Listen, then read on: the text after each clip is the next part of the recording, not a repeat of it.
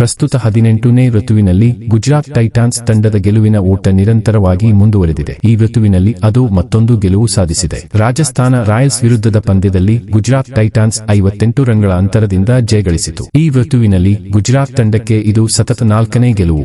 ಈ ಪಂದ್ಯದಲ್ಲಿ ಮೊದಲು ಬ್ಯಾಟಿಂಗ್ ಮಾಡಿದ ಗುಜರಾತ್ ಟೈಟಾನ್ಸ್ 20 ಓವರ್ಗಳಲ್ಲಿ 6 ವಿಕೆಟ್ ನಷ್ಟಕ್ಕೆ 217 ರನ್ ಗಳಿಸಿತು. ಆ ಪಂದ್ಯದಲ್ಲಿ ಸಾಯಿ ಸುದರ್ಶನ್ 53 ಎಸೆತಗಳಲ್ಲಿ 8 ಬೌಂಡರಿ ಮತ್ತು 3 ಸಿಕ್ಸರ್ಗಳೊಂದಿಗೆ 82 ರನ್ಗಳ ನಿರ್ಣಾಯಕ ಇನ್ನಿಂಗ್ಸ್ ಆಡಿದರು. ಮಧ್ಯದಲ್ಲಿ ಜೋಶ್ ಬಟ್ಲರ್ 25 ಎಸೆತಗಳಲ್ಲಿ 36 ರನ್ ಗಳಿಸಿದರು.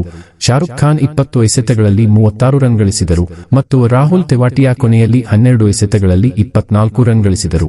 ತಂಡವು ಕೇವಲ 6 ವಿಕೆಟ್ಗಳ ನಷ್ಟಕ್ಕೆ 217 ರನ್ ಗಳಿಸಲು ಸಹಾಯ ಮಾಡಿದರು. ತುಷಾರ್ ದೇಶಪಾಂಡೆ ಮತ್ತು ಮಹೇಶ್ ದೀಕ್ಷಿತ್ ತಲಾ 2 ವಿಕೆಟ್ ಪಡೆದರೆ ಜೋಫ್ರೆ ಮತ್ತು ಸಂದೀಪ್ ಶರ್ಮಾ ತಲಾ 1 ವಿಕೆಟ್ ಪಡೆದರು. 218 ರನ್ಗಳ ಗುರಿಯೊಂದಿಗೆ ಕಣಕ್ಕೆ ಇಳಿದ ರಾಜಸ್ಥಾನಕ್ಕೆ ಆರಂಭದಿಂದಲೇ ಪೆಟ್ಟು ಬಿದ್ದಿತು.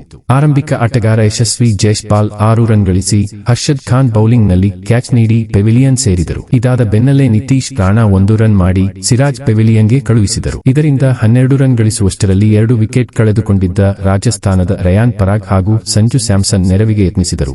ಆದರೆ 26 ರನ್ ಗಳಿಸಿದ್ದ ರಿಯಾನ್ ಪರಾಗ್ ಉತ್ಸಾಹದಲ್ಲಿದ್ದ ಸಮಯದಲ್ಲಿ ಕುಲವಂತ್ ಕಾಜುಲಾಯ ಅವರ ಬೌಲಿಂಗ್ಗೆ ಕ್ಯಾಚ್ ನೀಡಿದರು. ಆ ನಂತರ ಬಂದ ಧ್ರುವ ಜುರಲ್ ಕೂಡ 5 ರನ್ ಗಳಿಸಿ ಪೆವಿನ್ ಸೇರಿಕೊಂಡರು. ಅದಾದ ನಂತರ ಸ್ವಲ್ಪ ಹೊತ್ತು ಆರಂಭಿಕರಾಗಿ ನಿಂತಿದ್ದ ಸಂಜು ಸ್ಯಾಮ್ಸನ್ ಕೂಡ 41 ರನ್ ಗಳಿಸಿ ಪೆವಿಲಿಯನ್ ತಲುಪಿದರು.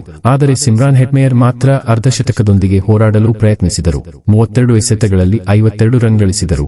ಆದರೆ ತಂಡದ ಉಳಿದವರು ಬರುತ್ತಿದ್ದಂತೆ ಪೆವಿಲಿಯನ್ ತಲುಪಿದರು ಮತ್ತು ಆವೇಗ 19.2 ಓವರ್ಗಳಲ್ಲಿ 159 ರನ್ಗಳಿಗೆ ಕುಸಿಯಿತು. ಗುಜರಾತ್ ಬೌಲರ್ಗಳಲ್ಲಿ ಪ್ರಸಿದ್ಧ ಕೃಷ್ಣ 3 ವಿಕೆಟ್ಗಳನ್ನು ಪಡೆದರು.